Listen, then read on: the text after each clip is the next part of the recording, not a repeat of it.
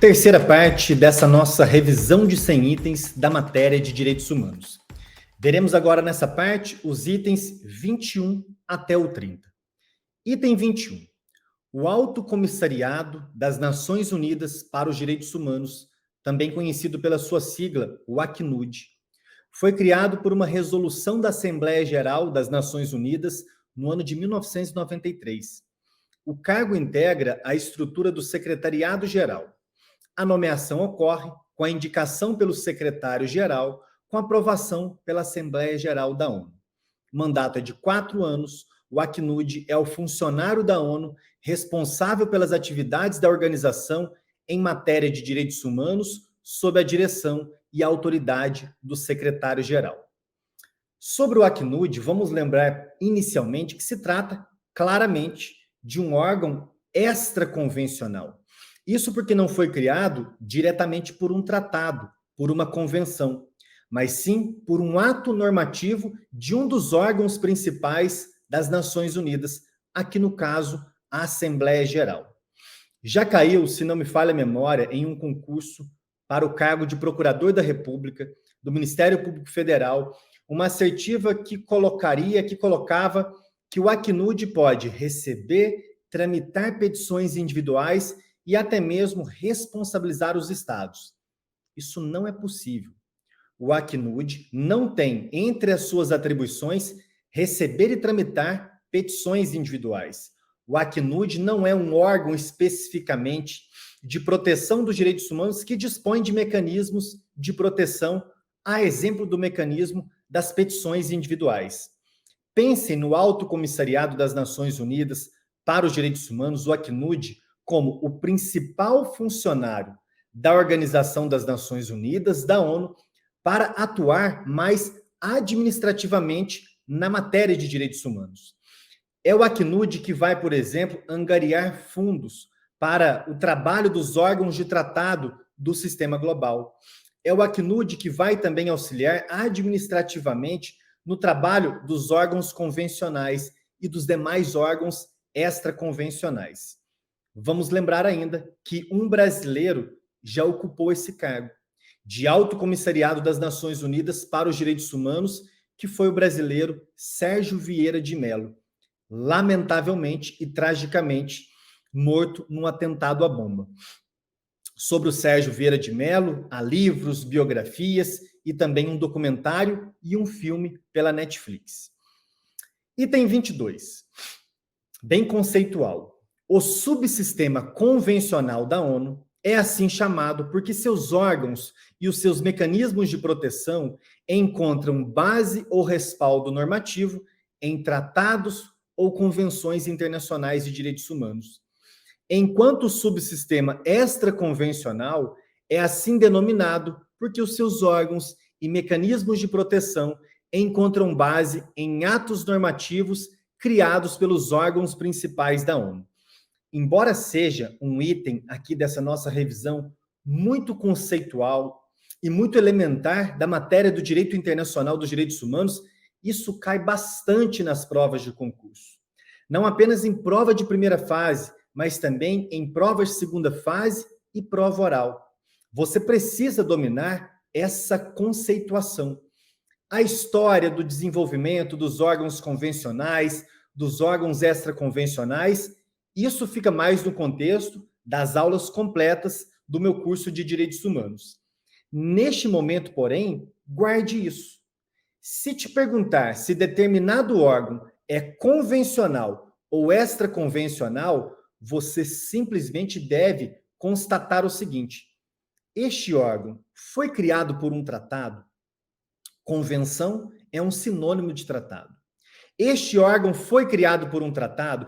Se a resposta for positiva, estamos diante de um órgão convencional.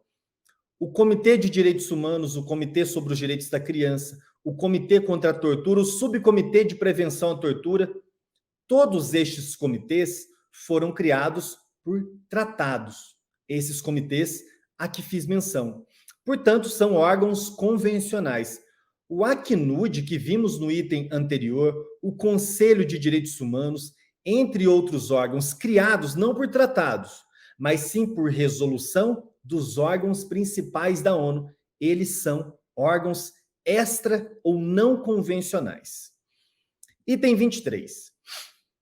Como regra, os órgãos de tratado, também conhecidos por treaty bodies na dicção do idioma inglês, como regra, os órgãos de tratado são criados pelos próprios tratados que eles monitoram o cumprimento.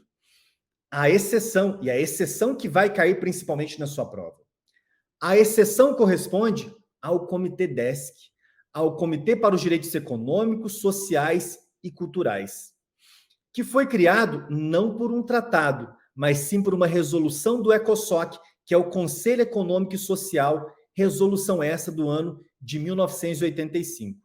No ano de 2008, a Assembleia Geral adotou um protocolo facultativo ao PDESC, protocolo facultativo ou opcional é um tratado, relativo ao ampliamento dos mecanismos de proteção do Comitê DESC. Portanto, o Comitê DESC nasce como órgão extraconvencional, porque criado por meio de uma resolução de um dos órgãos principais da ONU, que é o ECOSOC, o Conselho Econômico e Social. O Comitê DESC vocês não vão encontrar, por exemplo, no texto do PDESC, do Pacto Internacional sobre Direitos Econômicos, Sociais e Culturais.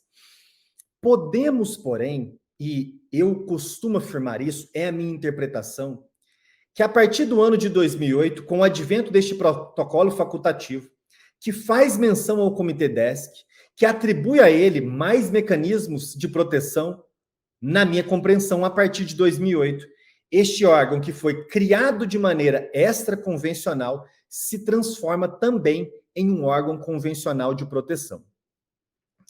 Item número 24.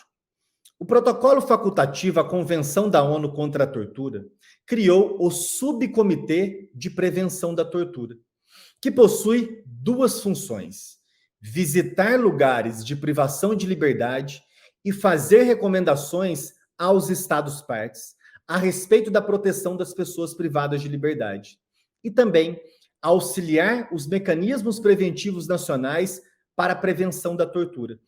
Vejam só que interessante. No âmbito da prevenção e do combate à tortura no sistema global, há dois órgãos convencionais de proteção. A Convenção Central, a Convenção da ONU contra a Tortura, criou o Comitê contra a Tortura, que, entre outras atribuições, possui a atribuição de receber e tramitar as denúncias individuais. Essa convenção, no entanto, conta com um protocolo facultativo. Este protocolo facultativo, do qual o Brasil também é parte, criou um segundo órgão convencional, que é o Subcomitê de Prevenção da Tortura. E este subcomitê, diferentemente do comitê, não possui competência para receber e tramitar petições individuais, mas sim possui essas duas funções centrais: visitar os lugares, os espaços de privação de liberdade, prisões, manicômios e congêneres, e também possui a atribuição de auxiliar na criação e no fortalecimento dos mecanismos nacionais de prevenção da tortura. Item 25.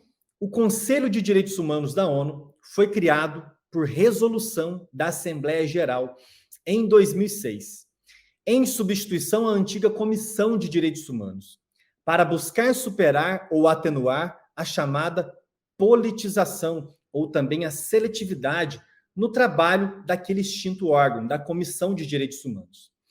O Conselho é composto por 47 Estados-membros da Organização das Nações Unidas, diferentemente da Comissão, que era um órgão do ECOSOC, Conselho Econômico e Social. O Conselho é um órgão da Assembleia Geral. Dentro do meu curso de Direitos Humanos, na aula sobre o subsistema extraconvencional, eu explico com mais calma, com mais didática, com mais aprofundamento, como se deu esse processo de criação do subsistema extraconvencional. E principalmente aponto essa transição da antiga comissão para o atual Conselho de Direitos Humanos. Guardem aqui nessa revisão que o Conselho de Direitos Humanos, como foi criado por uma resolução da Assembleia Geral, é um órgão extraconvencional, formado, diferentemente dos órgãos de tratado, não por especialistas independentes, mas sim um órgão intergovernamental, formado por estados. E como falamos da seletividade, da politização dos trabalhos da antiga Comissão de Direitos Humanos, vamos imediatamente para o item 26, que trata do mecanismo extraconvencional de proteção, atribuído ao Conselho de Direitos Humanos da ONU justamente para superar, ou pelo menos atenuar, aquela seletividade ou politização nos trabalhos da comissão. Essa seletividade ou politização nos trabalhos da Comissão de Direitos Humanos, tão bem descrito, evidenciado no livro de um diplomata brasileiro chamado Benoni Belli, com o título A Politização dos Direitos Humanos, apontava-se que a comissão monitorava somente os países menos poderosos na geopolítica mundial. Não porque não merecessem, de fato eles mereciam o monitoramento e eventuais sanções, mas deixava de monitorar outros países que igualmente violavam direitos humanos, mas eram mais poderosos e ficavam fora desse regime de monitoramento. Daí que surge, com o Conselho de Direitos Humanos, a RPU, a Revisão Periódica Universal, que, conforme vocês estão vendo na tela, é um mecanismo extraconvencional atribuído ao Conselho de Direitos Humanos que, a cada 4 anos e meio, inicialmente seria a cada 4 anos. A partir do segundo ciclo, foi alterado para cada 4 anos e meio. Promove um exame da situação dos direitos humanos em todos os Estados-membros da ONU. Em todos os Estados-membros da ONU. Trata-se, assim, de um mecanismo que se desenvolve em diálogo cooperativo e não gera responsabilidade internacional. Entidades da sociedade civil e instituições autônomas, como, por exemplo, a Defensoria Pública, podem participar da RPU por meio do envio do chamado Shadow Report, os relatórios sombra. Revisão periódica universal também cai bastante nas provas de concurso.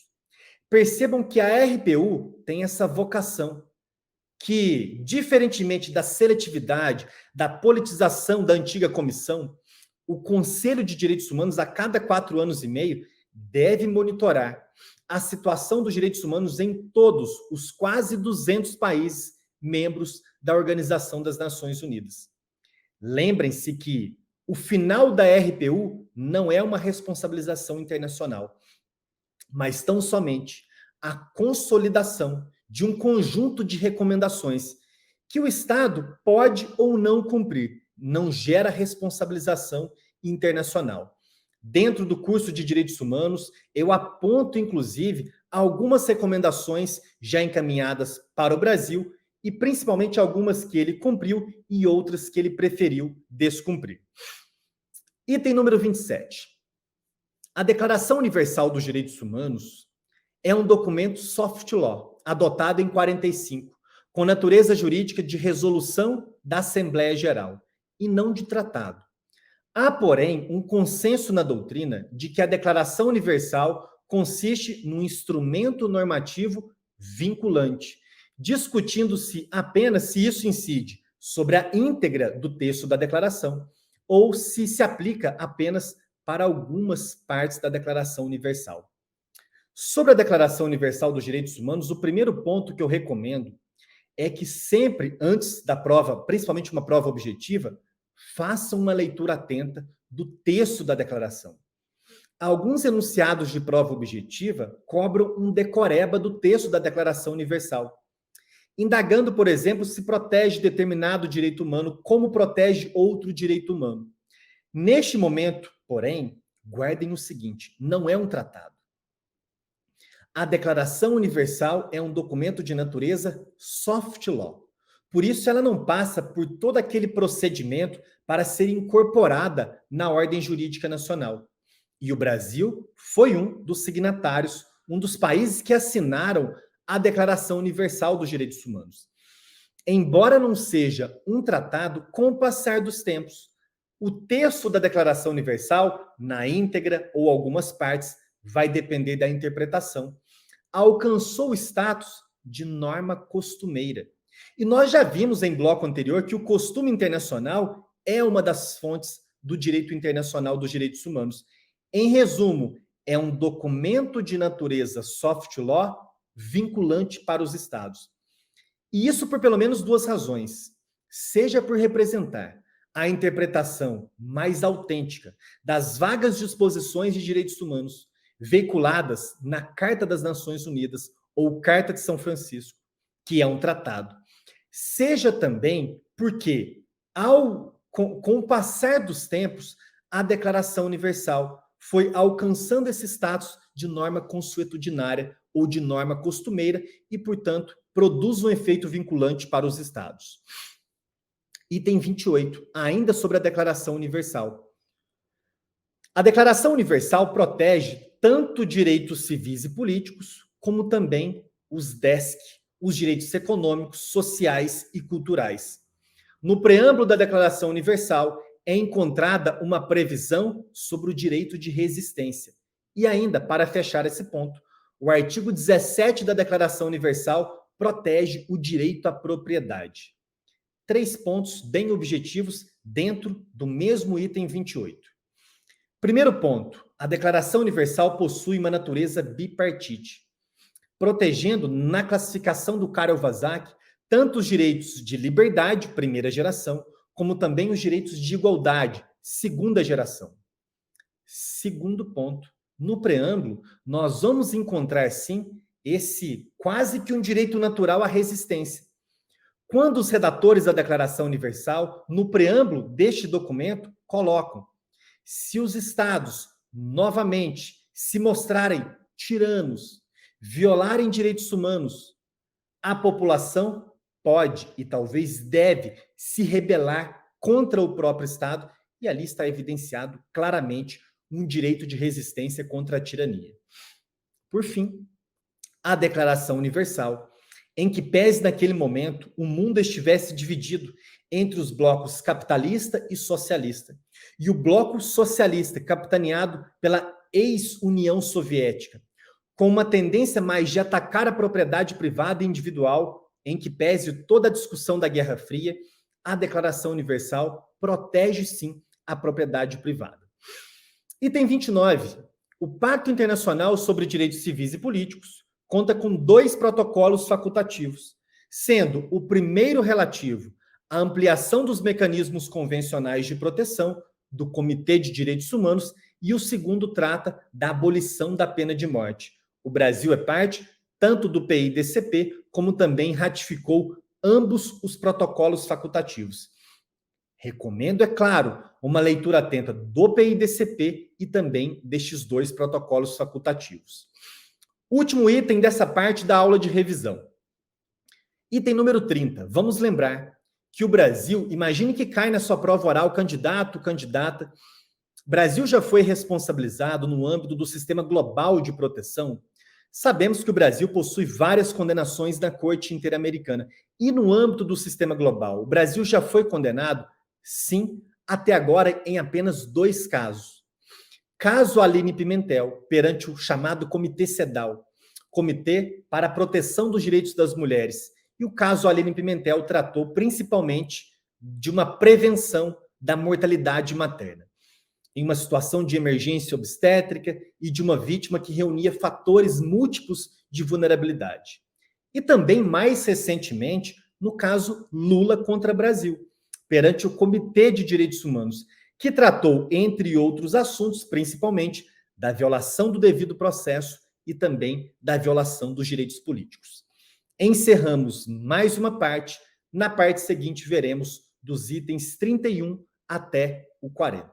Espero que vocês estejam gostando. Bons estudos e até o próximo bloco.